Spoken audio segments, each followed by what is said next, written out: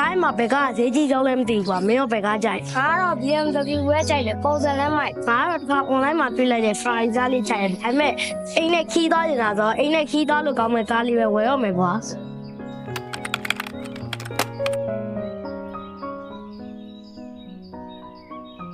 ဘာလူလူနဲ့ရွှေရောက်လာတော့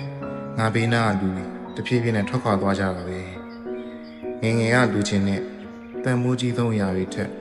ကျမ်းမာခြင်းကအရာအလုံးထက်အရေးကြီးနေပါလားငါချစ်ရတဲ့ငါမိသားစုကျမ်းမာရေးအတွက်ကြိုတင်ကာဝယ်မှုတစ်ခုခုကိုငါလုပ်ရမယ်